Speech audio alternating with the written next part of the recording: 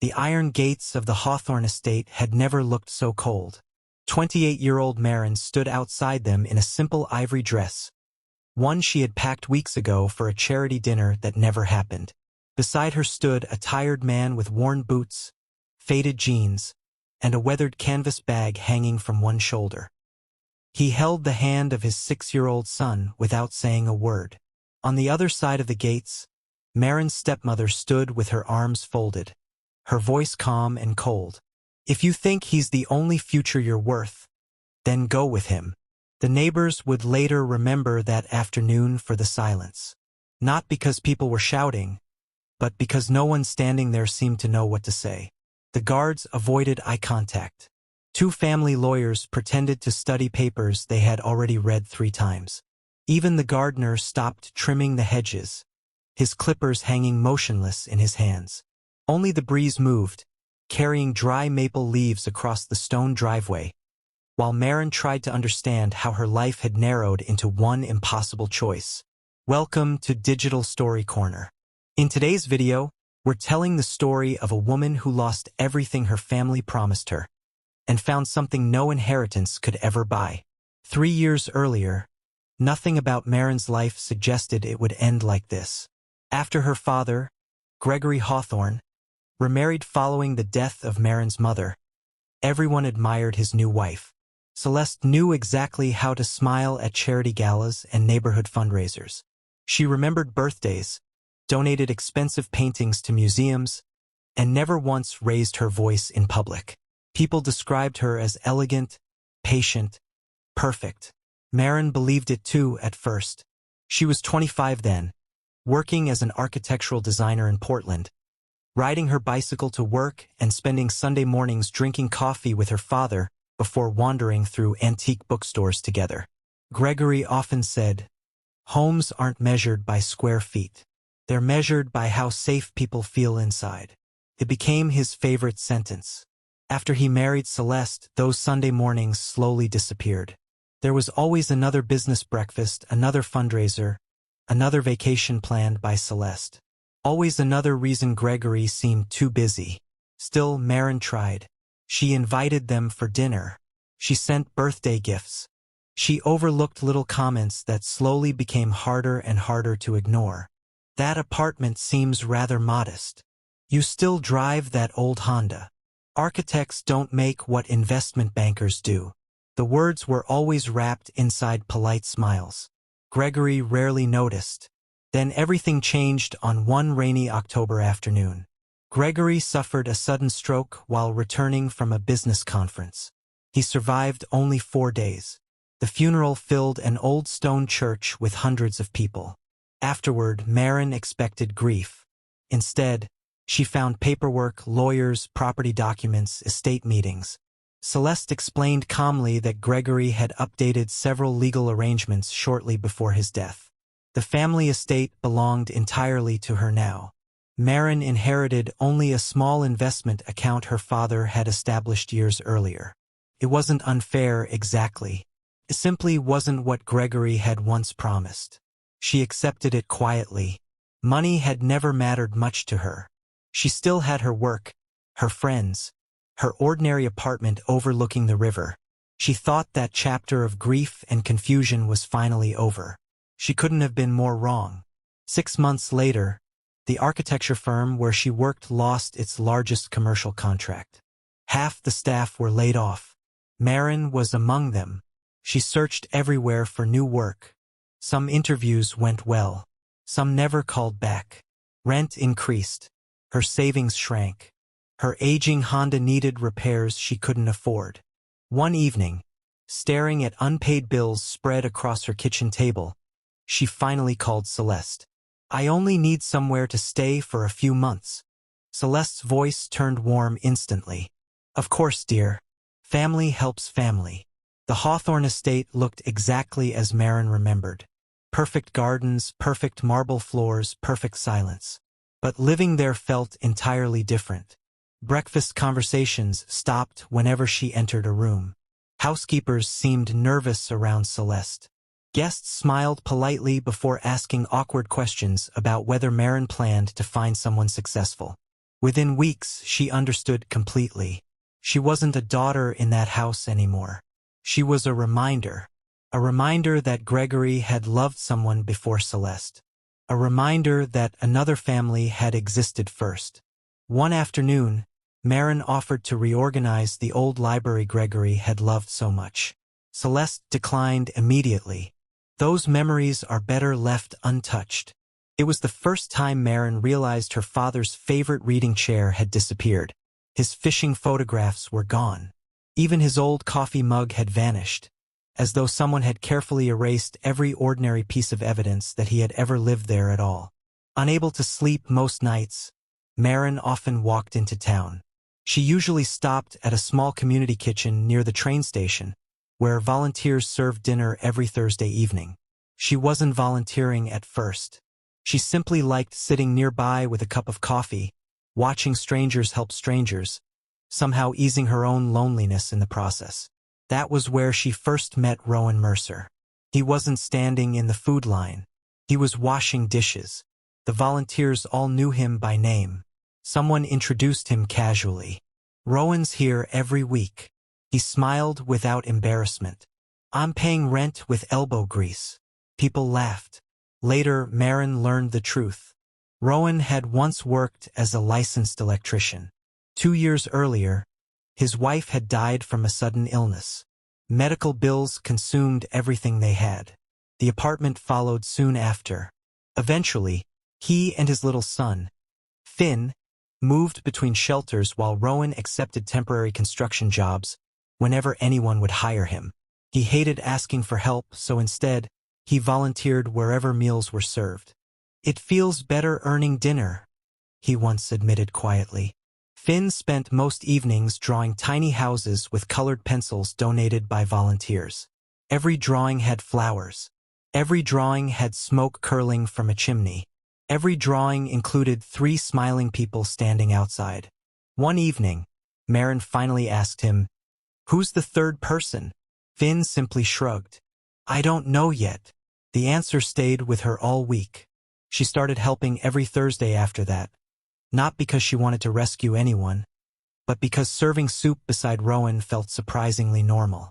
They talked about broken plumbing, favorite bookstores, cheap coffee, Finn's obsession with dinosaurs, the weather. Nothing dramatic, nothing romantic, just conversation between 2 exhausted adults trying to survive difficult seasons of their own lives. For the first time since Gregory died, Marin laughed without forcing herself. Celeste noticed. "You've been coming home rather late." "I'm volunteering." "With whom?" "A community kitchen." Celeste smiled politely. "That's generous." Her tone suggested the exact opposite. Weeks later, a magazine photographer covering a local charity event accidentally captured Marin carrying boxes beside Rowan, while Finn clung laughing to her arm. The image appeared online. By evening, it had reached the Hawthorne estate. Celeste was waiting in the sitting room, the magazine already placed neatly on the table. "So, this is how Gregory's daughter spends her evenings." Marin looked confused. "Helping people. Helping homeless men. He has a name." Celeste's eyes hardened slightly. "And apparently he's become important enough that society pages are beginning to notice." Marin didn't answer because she suddenly understood completely. This conversation was never about charity. It was about reputation. And reputation was the only thing Celeste had ever truly loved. Celeste began watching Marin more closely after that photograph appeared, though she never argued in front of guests. Instead, she developed a talent for turning ordinary conversations into quiet warnings. "You don't understand how people talk," she said one evening while arranging fresh flowers in the dining room. "Families like ours survive because people respect us." Marin looked up from her coffee. "Respect isn't something people owe us." Celeste only smiled faintly. "You'll understand someday." The subject ended there, but the atmosphere inside the house had already changed. Invitations to family dinners quietly stopped. Staff members who once greeted Marin warmly now kept a careful distance, worried that even a friendly conversation might be misunderstood. Still, every Thursday, Marin returned to the community kitchen. Rowan was usually already there, sleeves rolled up, fixing loose cabinet doors, repairing broken sinks, replacing old wiring without ever asking for anything in return. He could have spent those hours searching for paid work instead. But he always said that helping the kitchen reminded him he still had something valuable to give the world. Finn had started school through a local assistance program. Every afternoon, he waited at the shelter until Rowan finished his shift, carrying the same faded backpack every single day, patched twice at the bottom where the fabric had torn through. One rainy afternoon, Finn proudly showed Marin a spelling test. "I got every word right," she smiled. "Looks like someone worked really hard. I practiced because Dad says if I learn enough, maybe one day I can build houses instead of sleeping in temporary ones." His words stayed with her long after she left that evening. A week later, Marin quietly bought him a second-hand science book from a used bookstore, carefully removing the price sticker before giving it to him. Rowan noticed immediately. "You really didn't have to." "I know," she said. He simply nodded, understanding that kindness didn't always need explaining. As spring arrived, Rowan finally secured steady work with a small electrical company renovating older apartment buildings. The pay wasn't remarkable, but it was dependable. Every dollar he earned went toward saving for a security deposit on a modest apartment of their own. Progress came slowly. One unexpected expense could erase an entire month's careful savings. Life had already taught him not to celebrate too early. Meanwhile, pressure inside the Hawthorne estate became harder to ignore. Celeste began inviting wealthy families to dinner almost every weekend. One evening, she introduced Marin to the son of a real estate developer nearly twice her age. The conversation lasted less than 10 minutes before Marin excused herself entirely. Later that night, Celeste confronted her. "Do you know how many women would appreciate an introduction like that? I wasn't looking for one. You should be." "I'm looking for work." Celeste sighed dramatically. "You always make things harder than they need to be." A month later, Marin accepted a temporary drafting position with a small architectural office across town. The salary barely covered her expenses, but it gave her real hope again. She quietly planned to move out as soon as she possibly could. Celeste seemed strangely disappointed by the news. Then, one afternoon, a luxury car pulled into the estate's driveway. Inside sat Victor Lam, a businessman known throughout the city for buying up historic properties, and recently one of Celeste's closest friends. After tea, Victor spoke privately with Celeste while Marin happened to pass near the library. She wasn't trying to listen, but one sentence stopped her completely in her tracks. "If she marries well," Victor said quietly, "people stop asking questions." Questions about what?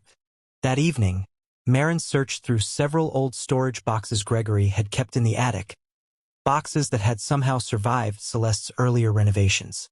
Most contained family photographs, fishing equipment, old Christmas decorations. Then she found an old leather notebook. It wasn't a diary. It contained sketches, floor plans, ideas Gregory had quietly collected over many years. On one page, he had written in careful handwriting, "Convert unused land into affordable family housing. Profit isn't always the best measure of success." Rough drawings filled the surrounding pages. Small homes, shared gardens, playgrounds, community workshops. Marin closed the notebook and sat quietly for several long minutes. She had never once seen these plans before. Her father hadn't secretly dreamed about building another mansion somewhere. He had dreamed about helping ordinary families finally own modest homes of their own. The discovery changed something inside her completely. She no longer wanted to spend her energy proving herself to Celeste. She wanted, more than anything now, to finish the work Gregory had once quietly imagined. Over the following weeks, she spent her evenings updating his old sketches on her laptop after work. Rowan occasionally looked over the designs while they shared coffee outside the shelter. "They're practical," he said one evening. "Whoever drew these understood how people actually live. My father did. He sounds like someone I'd have liked."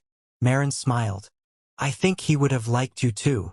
Their friendship deepened naturally after that, neither of them rushing it. Some evenings they simply watched Finn ride his bicycle around the parking lot behind the shelter.